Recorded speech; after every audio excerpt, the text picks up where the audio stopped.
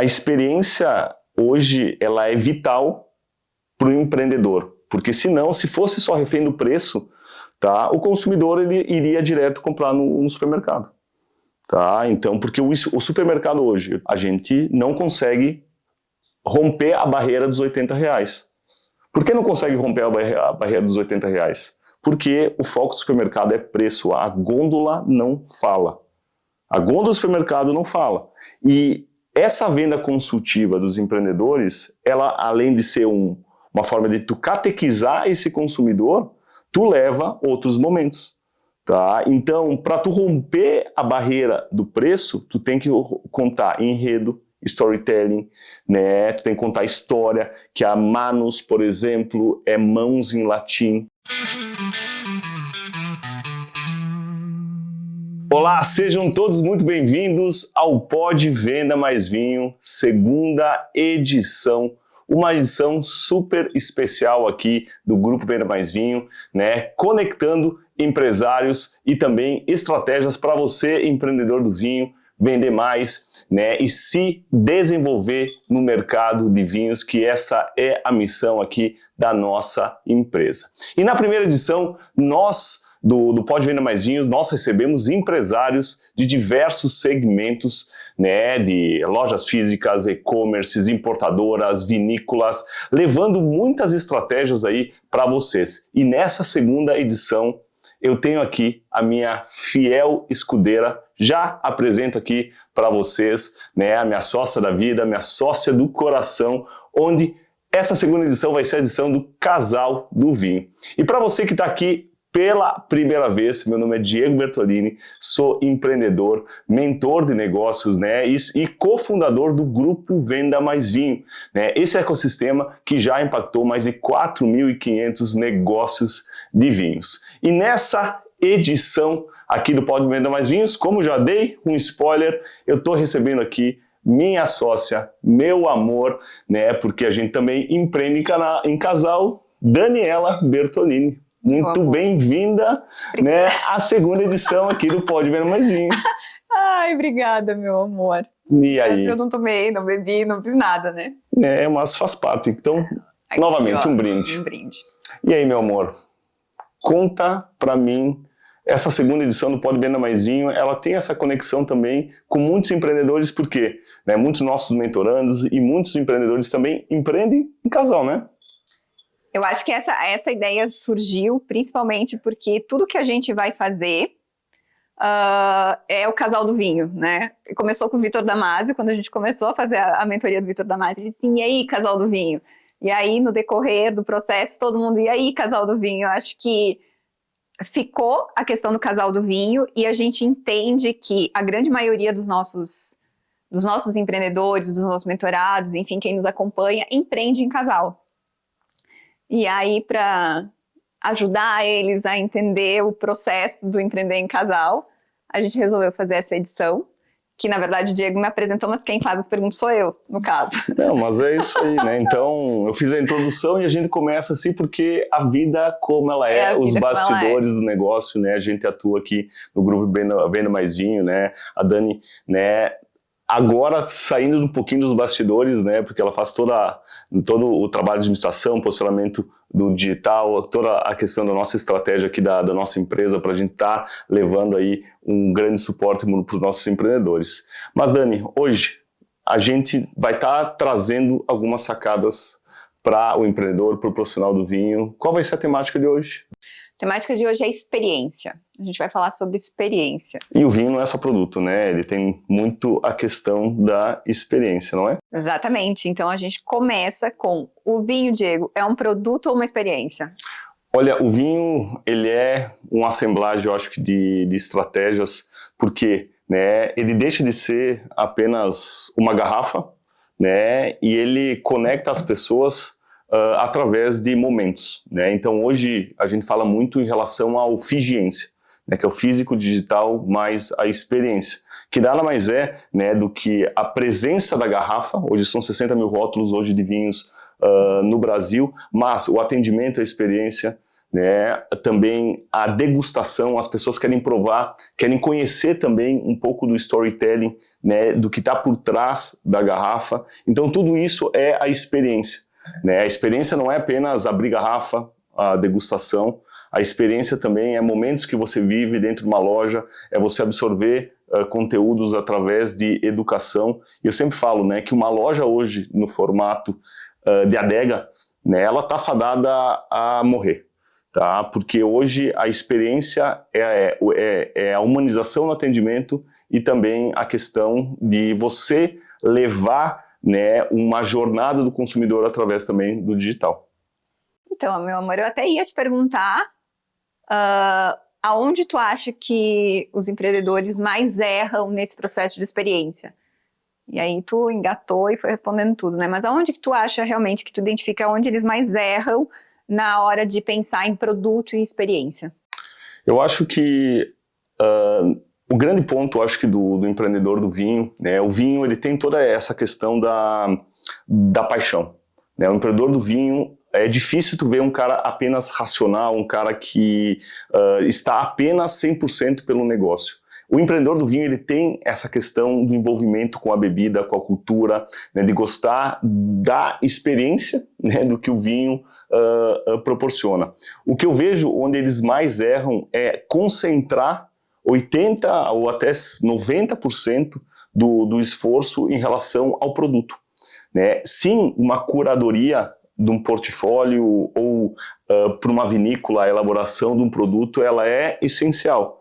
Porém, o lado racional da comercialização da venda também tem uma experiência que é a jornada do cliente, né? Por exemplo, chegou numa loja, né, adquiriu o produto e teve um atendimento humanizado, mas a experiência do pós-venda, por exemplo, a experiência de estar recebendo o produto em casa, a experiência de estar recebendo, digamos assim, uma promoção direcionada ao teu perfil. Isso está dentro da jornada do cliente. Então, levando nesse ponto, eu vejo que hoje os empreendedores do vinho focam muito na experiência, no romantismo, mas não no profissionalismo, que eu acho isso é um ponto vital, né, para dar sustentabilidade e principalmente rentabilidade para os empreendedores. Sim, no processo de venda como um todo, né? Isso aí. O processo de venda, ele não começa, ele não termina na primeira venda, na venda da garrafa. O processo, ele é contínuo, né? E o jogo hoje do vinho, ele está no LTV, ou seja, na fidelização, né? A gente tem essa disputa muito grande de a gente atrair o cliente, né? Hoje, quando a gente fala no digital, tem termos, né? Como no vinho, né? Taninos, análise organoléptica. No mercado do digital tem também expressões, né? Que é o CAC, né? Que é o custo da aquisição do cliente, né? Isso muito para quem está focado no e-commerce. Mas a pessoa que entrou, por exemplo, numa loja física que trabalha no modelo híbrido, tu tem o CAC, né? Que é o custo do o teu ponto físico da pessoa ter entrado na tua loja, né? Então essa pessoa entrou na tua loja, a gente tem que aproveitar para não apenas vender a primeira garrafa, mas também seguir nessa jornada de atendimento da experiência do pós-venda e da continuidade do desenvolvimento do negócio. Agora, engatando nessa questão de LTV, experiência e tudo mais, o consumidor está acostumado a pagar R$80 num rótulo. Tu, Diego, como empresário, como empreendedor do vinho, o que tu faria para fazer esse consumidor começar a pagar R$180 num rótulo? Eu acho que é bem a temática do nosso podcast de hoje, que é a experiência, né? Então, o vinho, hoje 70% do vinho que é vendido no Brasil hoje é até R$70. Tá? Então, nessa faixa de R$70, R$80. Eu acho que o grande ponto que eu sempre falo, né, que uma das maiores estratégias, né, para o empreendedor do vinho vender mais garrafa é abrir garrafa. Ou seja, levar a experiência de consumo. Porque às vezes o consumidor está naquela faixa de preço de produto porque é o que ele gosta. Mas no perfil do consumidor do vinho, diferente de outras categorias como da cerveja, por exemplo, que é muito fiel à marca, né, o consumidor do vinho ele tem um perfil mais explorador. Então, para ele migrar para um rótulo de maior custo-benefício, as experiências como eventos nas lojas, ou quem tem um e-commerce, realizar alguns eventos de degustação, ou até conteúdos como uma live e-commerce ou uma story shop, que levam também informação, fazem que ele se conecte ou com o produto, né, com o líquido, por exemplo. Aqui a gente está degustando um Turiga Nacional, que leva complexidade, né, uma casta portuguesa elaborada aqui no Brasil, tá? Ou ele pode se conectar, por exemplo, pela história, né, o que está por trás, a história do produtor e etc, né, porque o vinho, ele também tem valor agregado pela sua escassez. Então, né, a experiência no ponto de venda ou a experiência de quem está no digital que realiza uma estratégia de eventos faz com que esse cliente migre, e certamente quando ele começa a experimentar e dar passos maiores, ele não volta para trás. Então, por isso hoje o Figiência, né, que é tu levar a experiência de degustação e eventos para um ponto físico, ou quem tem um digital elaborar, ela é importante porque aumenta o ticket médio e também o nível de consciência desse cliente. E se você pensar, Diego, em quem tem um e-commerce, quem está só no digital, como que ele cria essa experiência? Né? Porque a gente, quando tem uma loja física ou quando tem um showroom, alguma coisa, é fácil pensar em várias ações, né, para trazer o cliente, para fazer ele subir essa escada, ele andar nessa jornada, né, de começar com um rótulo de 80 e ficar mais curioso e querer comprar rótulos mais caros. Mas e quem está no e-commerce? Quem está apenas no social media, nas redes sociais, enfim, né? Quem está apenas nas redes sociais, como é que faz?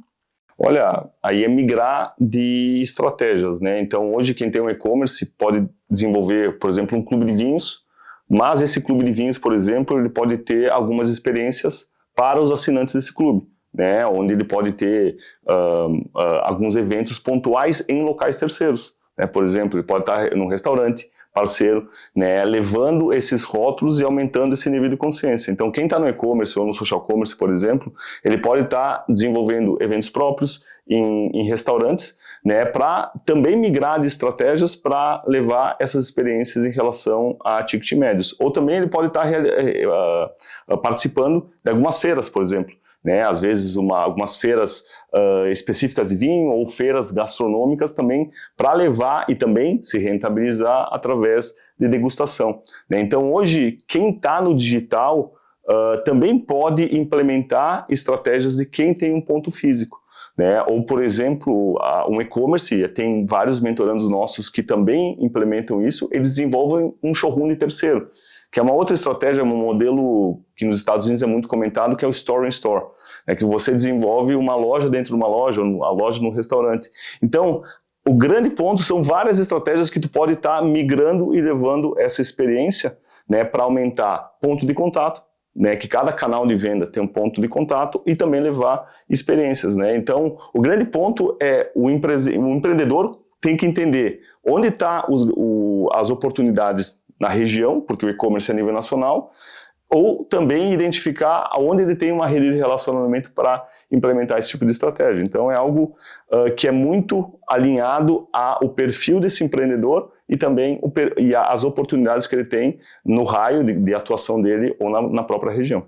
Sim, ou seja, ele tem que entender que não tem como ele ficar num canal só e oferecer tudo no mesmo canal. Ele tem que pensar que a gente está falando de experiência, mas ele tem que pensar que o negócio dele tem que ser muito mais amplo, ele tem que pensar em várias estratégias de fidelizar esse cliente, né, de manter esse cliente, como a gente estava falando por causa do CAC, né, e gerar experiência independente de qual canal que ele esteja atuando. Ele tem que pensar em várias alternativas de experiência. Como o teu sogrão sempre fala, o seu Rui Bertolini, né, não colocar todos os ovos numa cesta só, né? Hoje a gente vive a era da multicanalidade. E a multicanalidade não precisa, quem tem um e-commerce, como tu comentou, ter um ponto físico. Não, ele pode implementar ações de migrar de canal de forma mais leve. Mas o grande ponto é, hoje tu tem que acompanhar, cada canal de venda tem uma estratégia distinta e uma jornada de cliente. Então ele tem que propor isso para aumentar, né, as experiências, né, de consumo juntamente, e a experiência de relacionamento também com o cliente. Então, é muito analisar aonde ele está posicionado e as estratégias regionais que eles E desenvolvem. tu consegue lembrar qual foi a experiência mais marcante que tu viveu aqui no Brasil e que quando tu estava nesse lugar tu pensou assim, esse lugar com a estratégia certa, do jeito certo, poderia ter um ticket dobro do preço, assim? Olha, são vários locais, né? Tudo depende. Hoje, né? E hoje a gente vive em São Paulo, mas a gente tem em Bento Gonçalves. Vamos lá, relembrando uma história nossa mesmo, né? Lembra quando a gente ia no Jardim da Miolo? Tá, no Jardim da Miolo, nem existia o Wine Garden, para quem não conhece, né, a Miolo, ela tinha um jardim, que era toda a parte do turismo, e eu e a Dani, a gente morava em Bento, né, a gente ia, colocava uma canga, comprava um vinho lá no varejo, ficava lendo, ficava conversando, comprava uns bilisquetes, né, meu amor? Né? A gente levava, né, porque não tinha como comprar, a gente levava as nossas coisas. Mas o vinho a gente comprava lá no varejo da Miolo, eles emprestavam as taças, etc. E eu me lembro que o Eduardo, inclusive, que na época era esposo da Morgana Miolo, eles passaram por nós, eles assim, é isso que a gente imagina. E nem existia, né? Nem existia nada, né? ainda. E aí, eu acho que foi um ponto, porque hoje o Wine Garden, ele é um braço à parte, não é é da Morgana Miolo e da Gabriela, tá?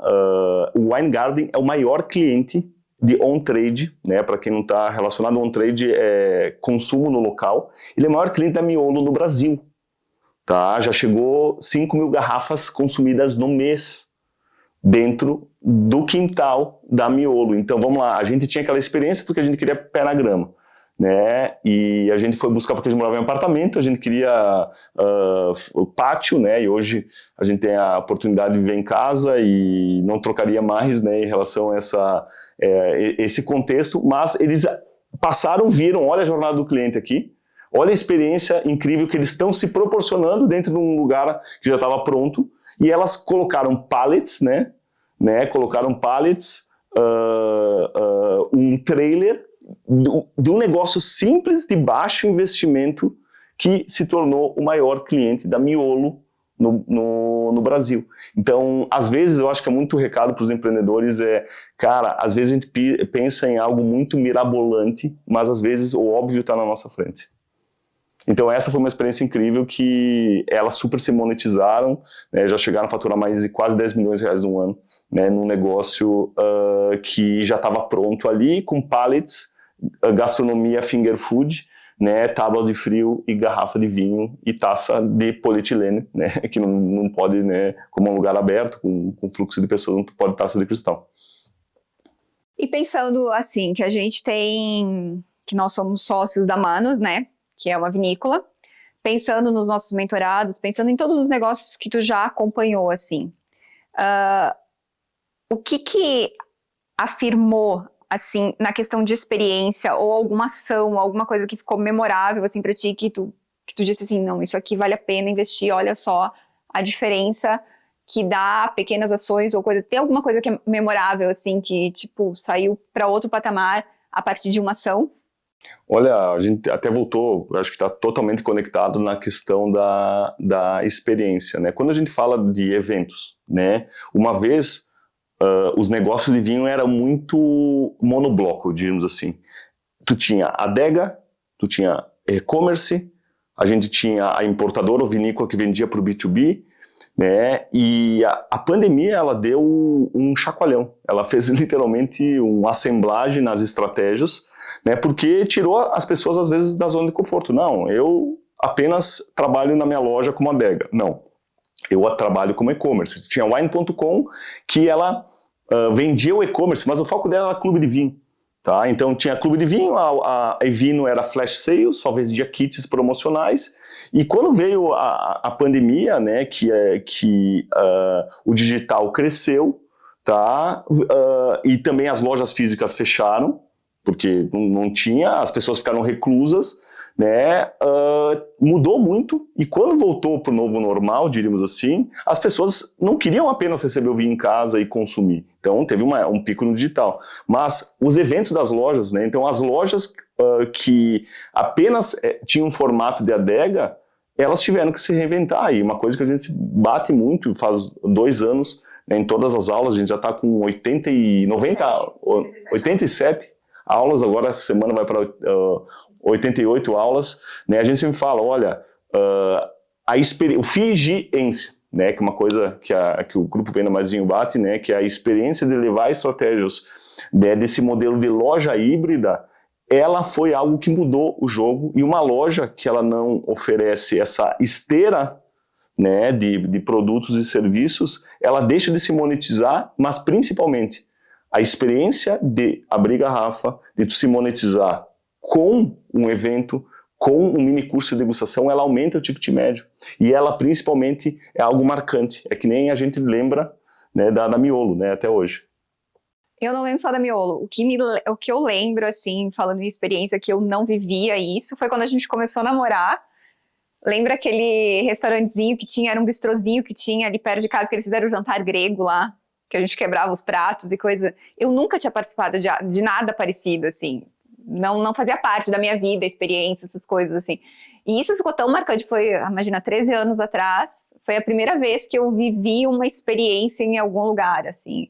E eu achei fantástico aquilo, assim, tanto é que na época, para a nossa realidade, assim, era bem mais caro, enfim, né, não era algo que a gente fazia, e tu nem pensa no preço, né, tu fica tão feliz com aquilo que tu viveu, que tu não pensa no quanto tu tá pagando, tu não pensa, claro que não era um absurdo de caro, mas já era muito fora daquilo que eu vivia naquela época, assim. E quando fala de experiência, para mim, aquele jantar temático, que foi uma coisa teoricamente simples, mas que teve tanto significado, teve tanto sentido, e a gente estava começando a namorar também, então foi tão foi tão gostoso, mas assim, mas tem desmetorados, assim, tem só voltar, tem algum caso, assim? Só para chegar nessa conexão, isso é uma coisa que dentro da estratégia de eventos, tu leva o jantar harmonizado, porque vamos lá, né? Às vezes as pessoas, quando levam uma temática num evento, por exemplo, lá era um jantar grego, então, cara, não foi algo super... Eu não me lembro o que a gente comeu, era cordeiro, porque é um prato com legumes, então é algo que a gente consegue, né? Então teve a temática, e também teve um vinho grego, tá? Era um assírtico, era um vinho grego que depois era, como a gente estava vendo com Gonçalves, eram vinhos locais. Teve um assírtico que a gente degustou, né, eu lembro, porque eu adoro vinhos brancos e essa variedade, mas eu quero dizer a temática, o conceito, e aí tu leva na gastronomia, tu leva no vinho, e aí tu leva a memória para o cliente. Então ele vai lembrar, como tu lembrou, olha, o jantar grego, né, ou a temática de vinhos de Mendoza para um cara de Malbecs, uma degustação de Malbecs, cara, degustar com espumante de Malbec, um vinho branco de Malbec ou um rosé, tem branco Malbec, né, que eles usam sem contato. Então esse tipo de experiência, né, que acaba marcando esse consumidor, para o consumidor lembrar da loja e tu fidelizar esse cliente. Eu lembrei de outra agora, que foi também, todas as minhas primeiras vezes foi sempre com o Diego, né, experiência, o Diego sempre foi mestre em experiência, que foi quando a gente foi embaixo do Parreiral, lá no piquenique, foi a primeira vez, e depois a gente foi em vários daqueles, e assim, eram coisas que eu ficava encantada, porque eram coisas tão simples, e ao mesmo tempo que fazia tanta diferença, né? Tipo assim, eram coisas tão simples, não tinha nada demais naquilo ali. E era marcante, era gostoso de viver, assim. E a gente viu que ao longo do tempo isso foi se tornando forte, mas eu acho que principalmente depois da pandemia, que todo mundo não teve a oportunidade de sair de casa, que todo mundo foi tão impactado, a busca por isso é muito maior e que não precisa ser nada mirabolante, assim, né? Principalmente para quem tá começando, né? Quem tá começando no mundo do vinho, qualquer coisa que tu fizer já vai ser um encanto pra pessoa, né? Porque não tem na cerveja, que não tem em outros tipos de bebida, né? Que o vinho proporciona isso, né? Vamos lá, Cristófoli, primeira vez que a gente, né, começou a sair, daí eu te convidei... Não foi a primeira vez que ele foi para um piquenique. Mas o ponto não é o piquenique. Ela desenvolveu a experiência do edredom. Então o que é um piquenique? É uma toalha, né, e uma cesta, vinho e uma tábua de frio, por exemplo. Ela fez um edredom, a experiência do edredom. Então, é um edredom maior, tá? E aí fez uma foto e a pessoa pré-agendou, ela paga antes, Sim, já tá garantido. E, cara, é a experiência do edredom. Então, isso tu pode estar realizando. Vamos lá, tem mentorandos nossos, tem uma mentoranda nossa que está no litoral. Na época, ela faz a ice bag com espumante, delivery climatizado, com gelo refrigerado. Então, ela bota o Abraão também faz isso em Mossoró, né, no Rio Grande do Norte. Tá? Ele coloca numa sacola com gelo, numa seladora a vácuo e entrega refrigerado para a pessoa na beira da praia. Então esse acho que é um ponto também de tu levar a conveniência, né? A experiência, ela não é apenas o momento que tu está vivendo, é receber o produto certo, né? Um exemplo, o iFood. O iFood, tu leva a experiência do cliente porque ele quer o produto na hora. Então o preço não é mais balizador. Então, esses são pontos, né, que esses canais de venda e esses pontos de experiências, eles agregam para os clientes. E era isso que eu ia te perguntar agora. Tu acha que o brasileiro está disposto a pagar por experiência ou ele ainda é muito refém do preço? A experiência, hoje, ela é vital para o empreendedor. Porque, senão, se fosse só refém do preço, tá, o consumidor ele iria direto comprar no supermercado. Tá, então, porque o supermercado hoje, eu tive agora, terça-feira passada, com o diretor de importação e de compras do Grupo Pão de Açúcar, o GPA. Tá, e ele falou, olha, a gente não consegue romper a barreira dos R$80. Por que não consegue romper a barreira dos R$80? Porque o foco do supermercado é preço, a gôndola não fala. A gôndola do supermercado não fala. E essa venda consultiva dos empreendedores, ela, além de ser uma forma de tu catequizar esse consumidor, tu leva outros momentos. Tá? Então, para tu romper a barreira do preço, tu tem que contar enredo, storytelling, né? Tu tem que contar história, que a Manus, por exemplo, é mãos em latim. É isso, porque assim, quando fala em storytelling, parece muito complexo. Sabe, eu penso assim, no empreendedor que está começando, ou até o empreendedor que já trabalha com vinho há muito tempo e tudo mais, e que não tem essa pegada da experiência, que não tem, que é produto, né, que é mais, os mais antigos, digamos assim, né, quando fala em storytelling, parece que fica tudo muito complexo de colocar na prática, né. Agora, conta um storytelling para nós, assim, vamos falar da Manus, então, conta um storytelling, o que seria... Quais são os pontos, assim, que encantam o cliente quando tu fala, sabe? Quais são as coisas, assim, que fazem com que a pessoa sinta curiosidade de conhecer aquele vinho? O que é o storytelling? O storytelling, na prática? O grande ponto, eu acho que, eu sempre falo, né, quando a gente faz treinamento, principalmente para garçom, etc., porque às vezes o menos é mais. A informação correta, a gente tem que entender e fazer perguntas, pretextos para o consumidor para entender para que ocasião de consumo, tá? Qual o vinho que ele quer, se ele quer para presente, se ele quer o vinho que ele gosta, para que ele vai harmonizar. Eu acho que o principal ponto em relação ao storytelling é a história que está por trás da garrafa. Se a pessoa vai comprar, por exemplo, um presente, tá? Tu contar que é uma vinícola que é a primeira vinícola brasileira a atuar com leveduras autóctones, cara, que é que nem pão de fermentação natural, né? Tem menos intervenção, então a pessoa que ela já conhece mais de vinho, tu contar esse diferencial em relação, olha, em 2022, 25, eles fizeram o primeiro vinho biológico deles, que menos intervenção, menos contato. Hoje, né, na Europa, por exemplo, os vinhos que mais crescem são os vinhos biológicos, ou seja, levar alguns pontos de diferencial, né, para o desenvolvimento, contar a história da família, a história da região. Isso acaba conectando, né? Ou seja, vender vinho não é falar sobre preço, sobre produto. Olha, essa garrafa aqui, por exemplo, foi produzida apenas 960 garrafas. Vinho é escassez. Por que a Lamborghini é a Lamborghini? Tá? Por que a Lamborghini custa 3 milhões de reais? Porque aquele modelo só tem apenas 20 edições. O vinho. Por que o vinho é caro, um vinho é mais caro que o outro? Porque o Chateau Petrus tem 4 hectares que produz e o mundo inteiro conhece porque Napoleão deu a chancela da denominação de origem daquele microclima, microterroir. Então o que eu quero dizer é que o vinho, ele é escassez, porque ele custa mais, e também a história que tem por trás da garrafa. Então é tudo isso, né, que a gente acaba levando para o consumidor. Então vamos pensar assim, que tem vários empreendedores que assistem, e tem vários níveis de negócio de empreendedores que assistem. Vamos pensar assim, quais são as 3 sugestões, 3 formatos de experiência que o empreendedor pode criar acessível, assim, tipo, coisas simples que faria o diferencial, assim? Primeiro, tá, pelo digital, Story Shop. É tu fazer uma stories, falar o seguinte, um pouquinho de conteúdo e oferta. Tá? Tu faz uma sequência de stories, né, no desenvolvimento dessa temática. Tá? Então, é um funil de vendas que tu acaba conduzindo, levando conteúdo, nível de consciência e oferta. Tá? Isso é uma estratégia que pode fazer de forma gratuita.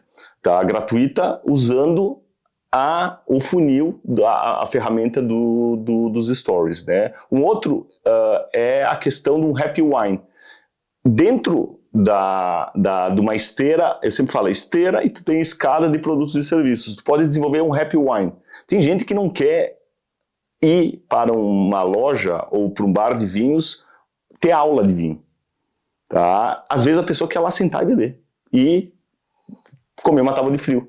Tá? Ela quer ir para um happy hour. Então, a loja também pode fazer formatos mais leves de eventos. Um exemplo, né? Tem muitos mentorandos nossos que fazem na quinta do hambúrguer, harmonização.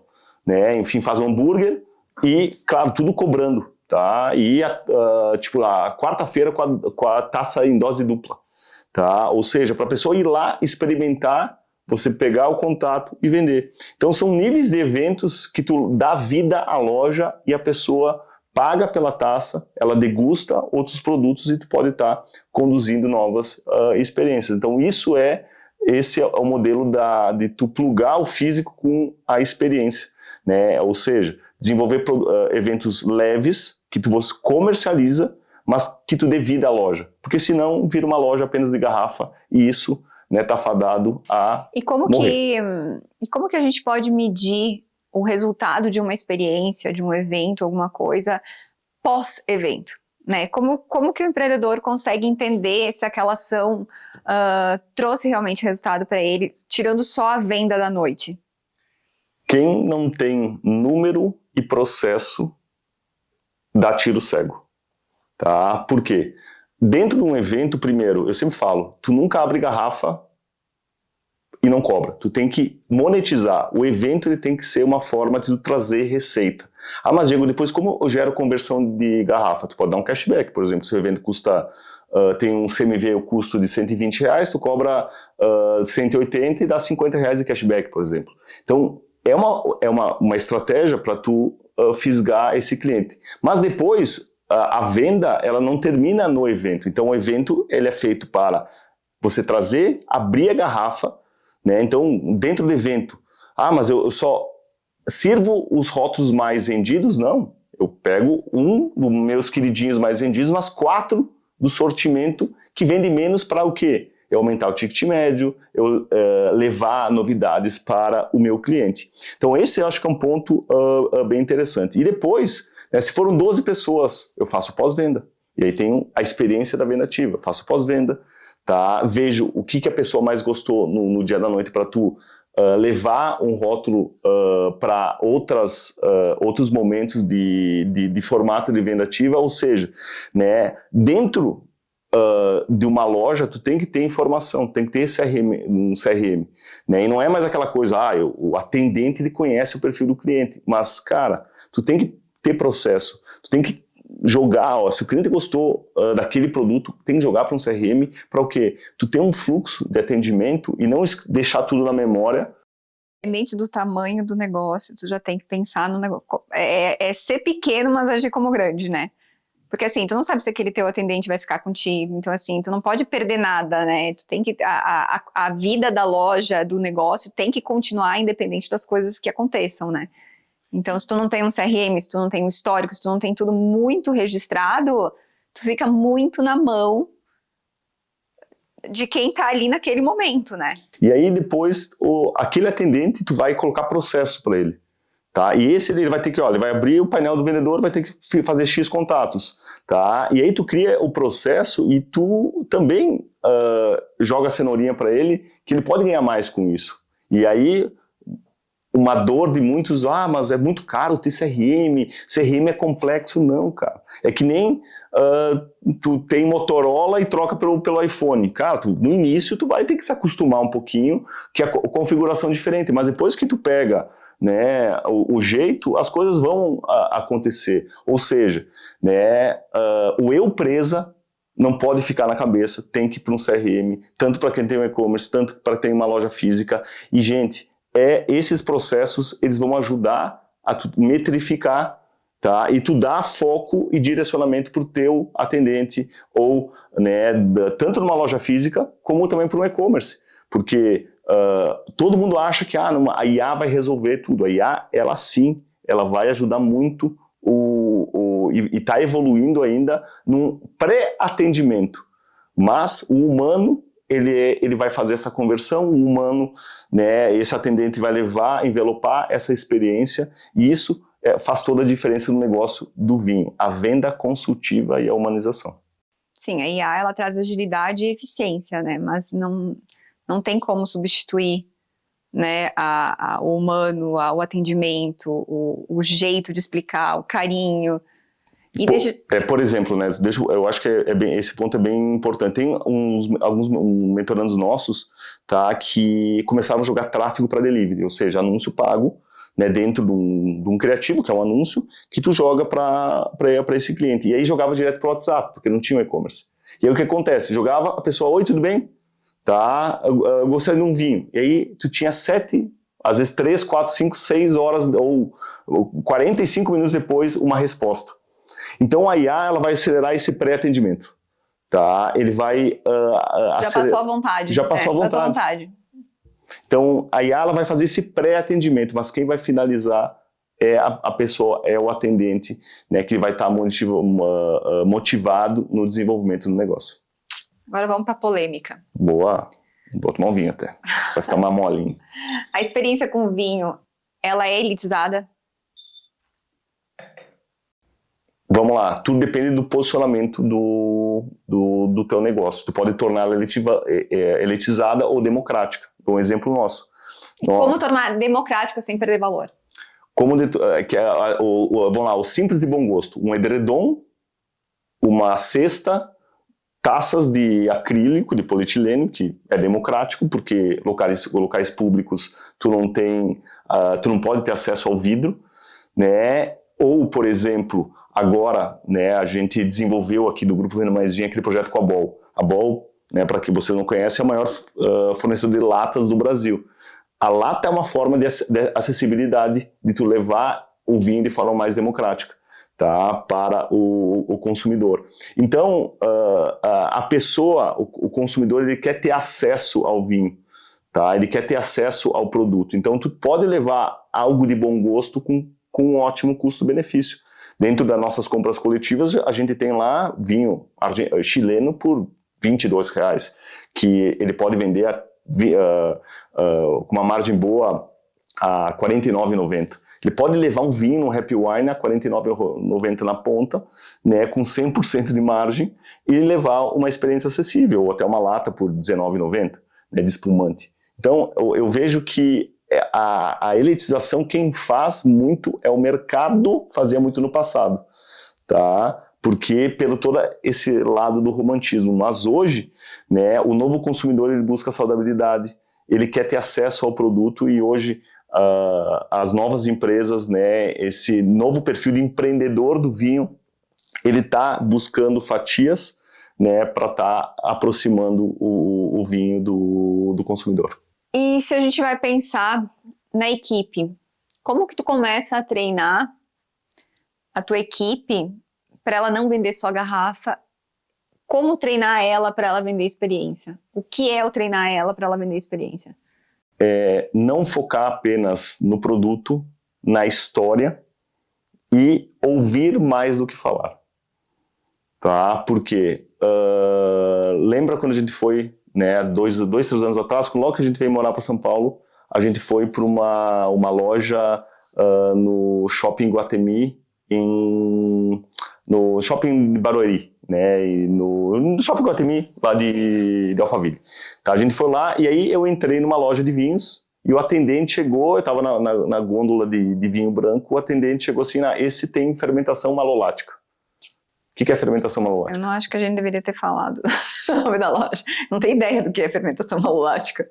Vamos lá, eu falei pro proprietário da loja. Tá? Então não tem problema nenhum aqui, é polêmica mesmo. Tá? Eu falei até pro proprietário da loja, eu disse, cara, o teu atendente, eu conheço o proprietário da loja. Sim, mas é como pensando em Iguatemi, a pessoa diz assim, quis impressionar, né? Porque normalmente quem vai lá já são pessoas com poder aquisitivo alto e tudo mais. A ideia dele era impressionar, no caso, não ia impressionar ninguém, né? Porque ninguém sabe o que é isso. Ele chegou lá, fermentação malolática, tá? Os ácidos, a transformação dos ácidos málicos para os ácidos láticos para diminuir a acidez e deixar o vinho mais untuoso. Tecnicamente é isso, porque eu já trabalhei em vinícola. Mas aí eu olhei para ele, eu disse, legal. Ele deu... isso não aproxima o vinho do consumidor, tá? Isso afasta o vinho do consumidor. Nem do elitizado e nem do democrático, né? E para mim me assustou, tá? Para mim me assustou porque ele foi algo muito técnico em relação... Ele deveria ter perguntado, olha, tá buscando alguma coisa hoje? Né? Qual o vinho que mais te agrada? Para que ocasião? É para consumo, ou para presente? Ele fazendo perguntas, ele leva. Mas voltando para tua pergunta, tá? Como treinar isso? É ouvir mais e fazer perguntas para colher primeiro a informação para tu oferecer, porque senão tu queima a largada. Tá? Se já chega assim, fermentação malolática, tu já assustou a pessoa que não sabe muito mais e quem sabe se tu leva a pessoa para outro planeta e tu não segue a lógica da venda.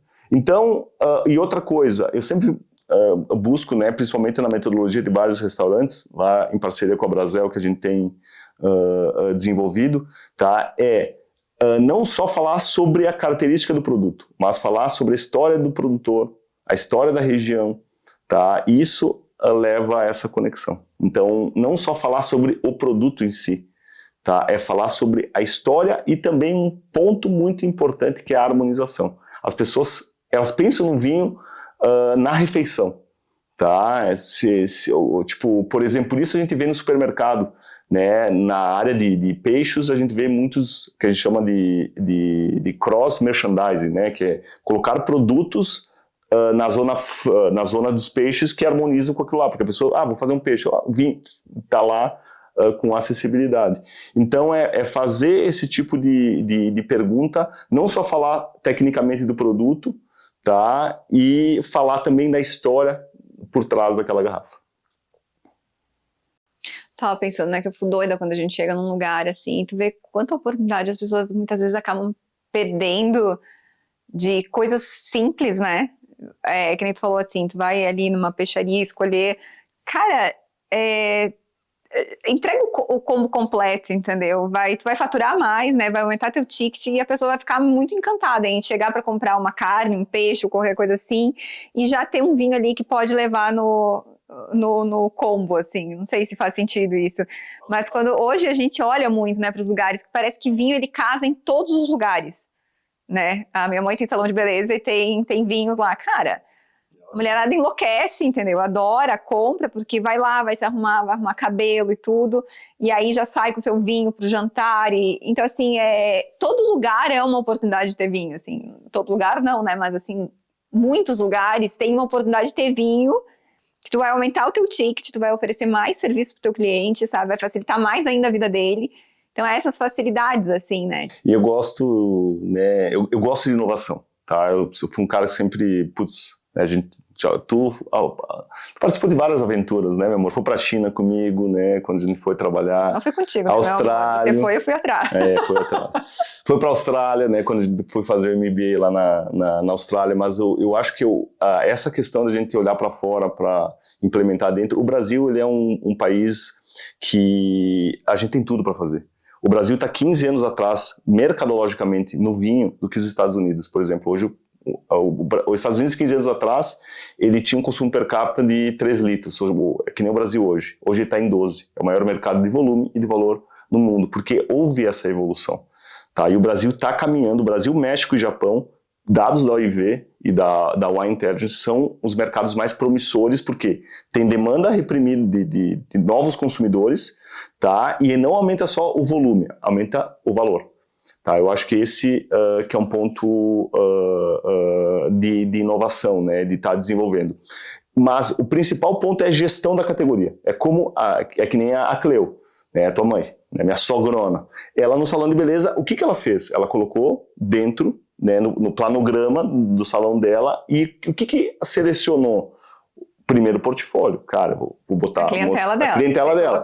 Garrafa dela. Bonita, né, florida, frisantes, vinhos mais leves, também colocamos algo, porque mulher só toma vinho, moscatel, não, né, colocou também vinhos mais estruturados, mas com garrafas bem apresentadas, levando essa questão do bom gosto. Então, começa pelo portfólio, mas tem a gestão da categoria, o posicionamento, o que tu destaca mais, né? Você me fala para tua mãe, no final do ano destaca mais espumante, no inverno desce na zona quente os vinhos tintos. Tem que ter a gestão da categoria, que é imprescindível. Não é apenas jogar o vinho lá no salão e deixar ele rodar. Inclusive, na verdade, tu tem que dar uma olhada uma vez por mês ali de como tá o negócio da antes sogra, eu cortava, né? Agora que eu tenho mais cabelo, né? Mas sabe que agora, um gancho, assim, do que tu falou antes, né, das experiências, enfim,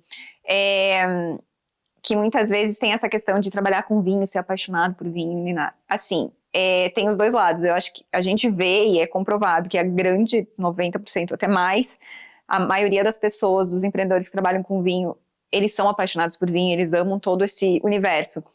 Eu sempre pensei assim que eu empreendo com vinho, né? Afinal, a gente empreende com vinho.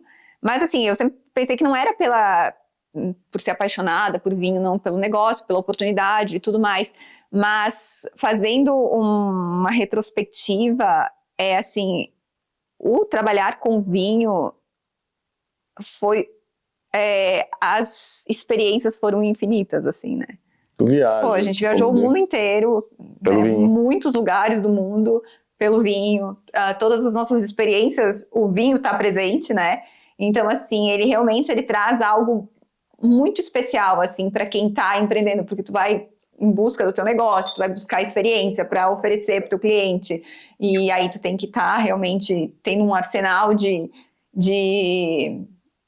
história e de tudo, né? Mas, assim, trabalhar com vinho é bom demais, assim, eu nunca pensei que eu trabalhasse com vinho por ser apaixonada por vinho, assim, mas pensando no produto, né, mas pensando em experiências que o vinho traz, não tem como não se apaixonar. Eu acho que acho que vendo e analisando todos os relatos dos mentorados, das pessoas, assim, a transformação do vinho na vida deles, assim, né, eu tenho frases muito claras, assim, que quando eu me lembro muitas vezes tá cansado e tudo mais, pensando o quanto vale a pena as coisas, e aí eu me lembro de um casal que falou que o vinho salvou o casamento deles. São empreendedores, né? Que são empreendedores, assim, porque eles tiveram mais conexão, eles começaram a trabalhar juntos, enfim, né, que foi um segundo projeto, e aquilo aproximou eles, né, e trouxe mais alegria e mais conexão e tudo mais pro casamento deles. Teve um outro que não tinham filhos e que disseram que o negócio de vinhos deles era o filho deles, né? Tipo assim, que era também um assunto que eles tinham em comum. Então, assim, o vinho, ele é experiência como um todo, né? Tu não consegue pensar no vinho como um produto. Tu pensa no vinho em tudo aquilo que ele traz envelopado junto com, né? Tanto no empreendimento, tanto no negócio, quanto as experiências que tu vive fora, assim, então ele faz parte. Ah, meu Deus. Trabalhar comigo é uma experiência? Não, é uma experiência, não, é maravilhoso, eu amo trabalhar contigo. Acho que a gente sempre teve projetos juntos, né, a gente sempre, há muito tempo já, a gente faz coisas juntos, mas comunidade, assim, que toda a nossa vida gira em torno de um projeto juntos, faz 2 anos, né. E é uma experiência inenarrável, meu amor. É maravilhoso trabalhar contigo. Muito bom. É uma experiência. O Diego é o homem das experiências, assim. Muito bom. Ele começou com o pôr do sol, no Vale dos Vinhedos, e assim... Eu e assim tinha que ele... encantar, tinha que levar experiência para...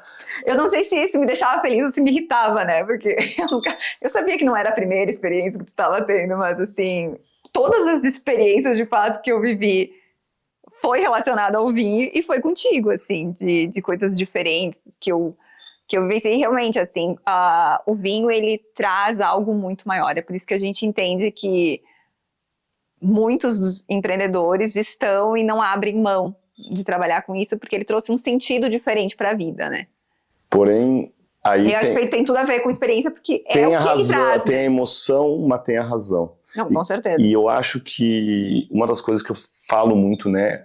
Eu, por exemplo, fui um empreendedor, né? Hoje a gente tem vinícola própria, a gente tem e-commerce, tem loja de vinho, só que também dou consultoria para lojas, para mentoria para lojas, vinícolas fora do Brasil.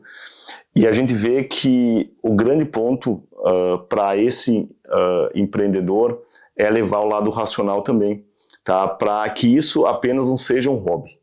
Né? Esse é um ponto que a gente leva muito para esse empreendedor, essa linha de, tá, ok, é prazeroso, mas também, né, tem uma jornada de como qualquer negócio, né, tem que gerir bem isso aqui, não tem que só olhar para o portfólio, né, não tem que só... A experiência que tu gera, que tu leva na tua loja, ela tem que ser monetizável, né, tem que ter processos e tem essa questão, né, do bastidor, a questão do sistema, as coisas, entre aspas, né, processuais que fazem parte de uma empresa sólida, né, uma empresa madura. Sólida, porque, né, o vinho ele tem todo esse lado romântico, mas precisa de muita estratégia e muito profissionalismo, senão, né, ele vira, é melhor investir na adega de casa e investir em viagens dentro do turismo e não focar no negócio. E essa é a razão da nossa empresa, né, meu amor, de levar e profissionalizar o setor.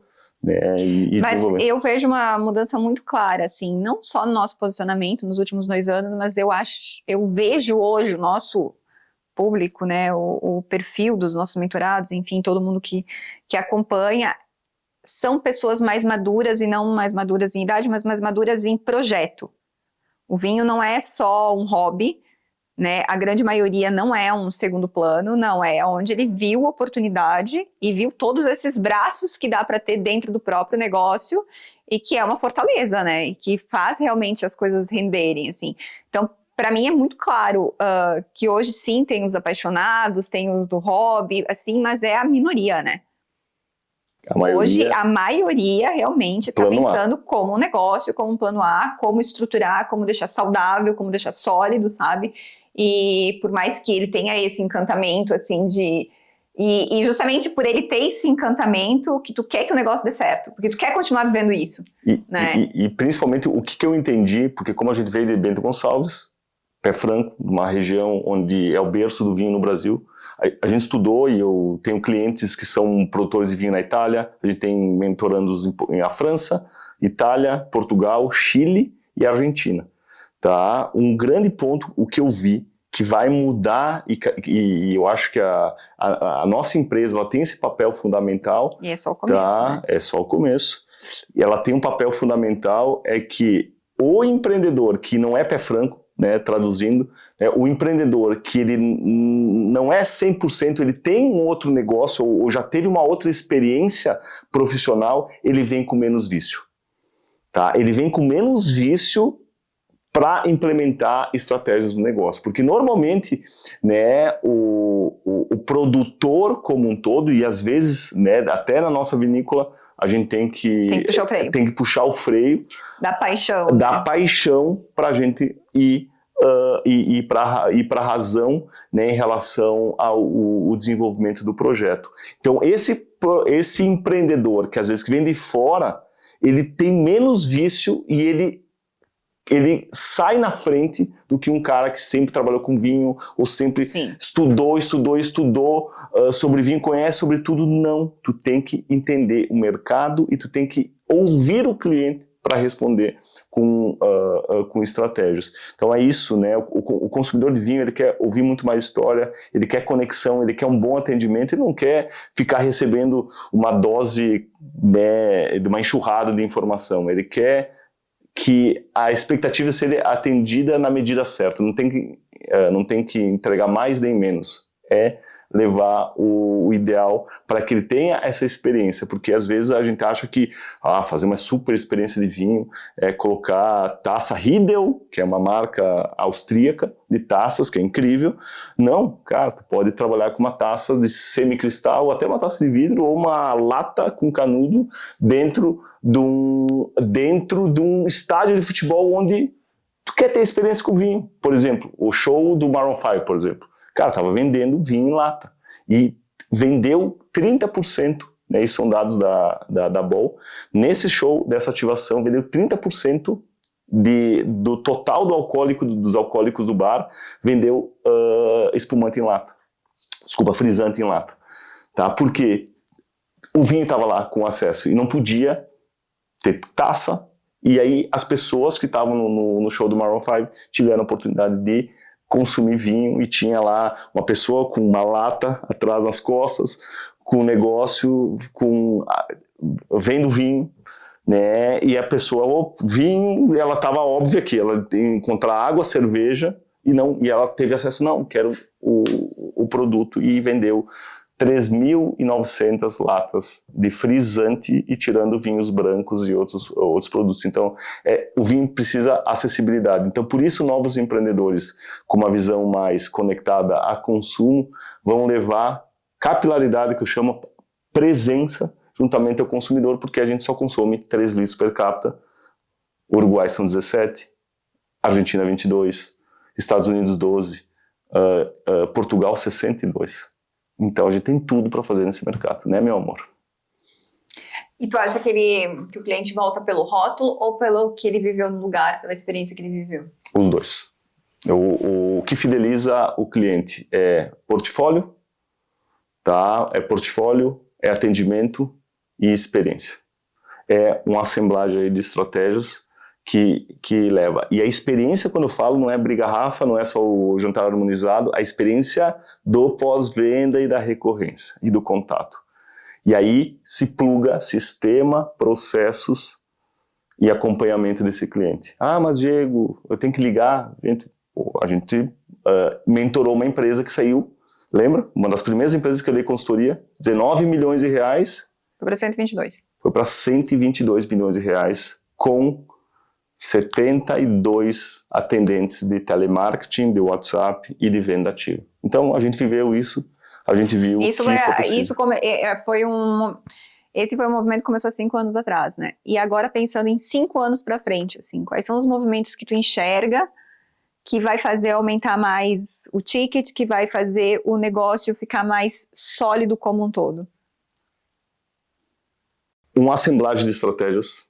Tá? Uma assemblagem de estratégias. Não é nada isolado, né? Não é nada isolado, não existe uma bala de prata. Essa estratégia é que vai salvar o meu negócio. Não. É profissionalismo, tá? E estar ao lado com quem te faça não andar, correr. Tá? Então, eu acho que o que é incrível do nosso ecossistema é que uma mentoranda lá do interior de Goiás aplica uma estratégia e a gente pega envelope e passa para o grupo, e essa troca, esse dinamismo, porque não existe concorrente nesse mercado. Meu concorrente mal abriu uma loja aqui, uma mentoranda nossa de Salvador. Diego, abri na esquina um bar de vinhos, e agora? Aumentou o movimento dela. Ela ligou, estava desesperada, porque tinha aberto uma franquia na esquina, e agora o que vai acontecer? O que aconteceu? Gente, aumentou o movimento dela, porque é mais um catequizando o consumidor. E hoje o consumidor de vinho, ele não é um cara que só toma a mesma marca, ele é explorador, ele vai lá, gostou, foi lá no outro, e aí é a experiência do consumo, né? E o bom é que a gente tem apenas 55 milhões de consumidores regulares no Brasil, o tamanho da Itália, tá? E nós temos 79 milhões de consumidores esporádicos que estão numa fase de migração. Então a gente tem tudo para fazer. E o que é um consumidor regular? Consumidor regular, segundo uma metodologia de uma pesquisa qualitativa da Wine Intelligence, é um consumidor que bebe frequentemente. Ele tem uma frequência de consumo, ou seja, semanalmente, quinzenalmente, né, uma vez por mês já é considerado regular? Quinzenal. Quinzenal. Tá? Dentro dessa metodologia. Um esporádico é até 3 ou 6 meses. Então, um cara que vai no evento, toma um golinho e etc, né? E hoje, né, mas tem a questão também, as pessoas querem pertencer ao vinho, elas querem acessar, porque o vinho sempre foi meio inacessível. Inacessível como? Porque tu chegava, vamos lá, tu tinha poucas lojas especializadas, e quando a loja especializada em vinho, tô falando há pouco tempo atrás, 2017, 2018, tinha mármore. Então a pessoa nem entrava porque ela já pensava, não é para mim. Essa categoria não é para mim. E quando ela chegava na gôndola do supermercado, ela olhava 300 rótulos, por que esse daqui custa 120 e esse custa 30? E aí ela, origem, variedade e etc. E ela ia na gôndola do lado da cerveja, tu tinha paredão verde, vermelho e amarelo e tem que tomar gelado, ponto. Então é a complexidade do consumo e isso vem cada vez mais. Esses empreendedores visionários, eles estão catequizando esse consumidor e fidelizando. Então por isso o supermercado não é teu concorrente. Tem um mentorando nosso que tem abriu um supermercado grande na frente da loja dele. Dobrou o faturamento, porque gerou fluxo na loja dele. A pessoa vai lá, comprava as coisas para o mercado e ia para ele lá e comprava lá. Aí o fator, o preço determina? O que tem que pensar é só não repetir os rótulos do supermercado e levar um atendimento, uma experiência diferenciada. E o que os pequenos podem fazer para competir com os grandes? Eu não acredito que é competir com os grandes, né? Mas para se diferenciar em relação aos grandes, porque a gente sabe que o poder de compra dos grandes é diferente do poder de compra dos pequenos, né? Como tu vê que... como eles podem se diferenciar e fazer o negócio deles crescer, pequenos, médios, né? Sem essa preocupação de competir com os grandes. Vamos lá, tem 60 mil rótulos no Brasil. Tá? É só não escolher os mesmos rótulos que estão pulverizados na região deles, é ser estratégico no produto, né? O lucro do negócio é na compra e na venda. Então, se ele tem que comprar, é fugir da comparação. Tá? É o primeiro ponto. Dentro da nossa comunidade, a gente tem a gente faz compra coletiva, a gente homologa o fornecedor que... Tem que ter pitch, amor, vai fazer... Tem que ter pitch. Claro, não, mas é porque a gente acredita, a gente trabalha para o pequeno e para o médio. Então, eu não estou fazendo um jabá aqui. Eu estou falando que a gente... Mas tem que fazer jabá, a gente pode ajudar. Não, mas eu acho que esse é o ponto. E na venda é o que a gente está falando hoje, é levar a experiência. Né? É não depender de um canal só, do formato de venda só, é olhar para o digital não como algo complicado, tu tem que entrar no digital, não vender uma vez só, tentar vender mais vezes, não esperar o cliente voltar para a tua loja novamente e seguir um fluxo de vendas ativo. Ai, meu amor, foi assim, inenarrável. Muito bom. O prazer que eu tive em estar aqui contigo. Obrigado. Episódio número 1, Casal do Vinho, né, do Pod Venda Mais Vinho. Até o nosso próximo episódio.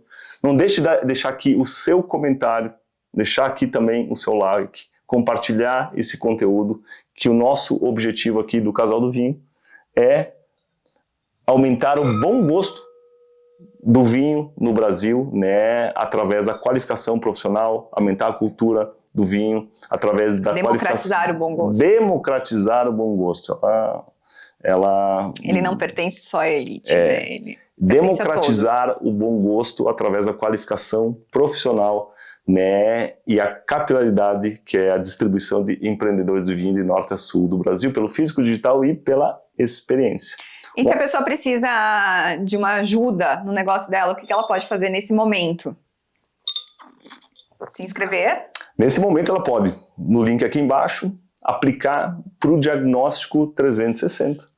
Né, que é o que é o Diagnóstico 360? O Diagnóstico 360 é uma consultoria gratuita, né, que a gente oferece para empreendedores, que a gente faz uma revisão do posicionamento do negócio, né, em relação a... Uma leitura do negócio dele ajuda a identificar os gargalos do negócio dele. Desse negócio para a gente, né, direcionar ele, né, porque às vezes o empreendedor, como está muito envolvido, e nós, né, nós também participamos, né, com mentorias e processos de qualificação, né, para direcionar o nosso negócio e ter foco, colocar energia no lugar certo e na hora certa. Ao mesmo tempo a gente entende que o dia a dia ele é tão corrido que é muito fácil ter pontos cegos e simples de resolver no negócio que o dia a dia não nos permite, né?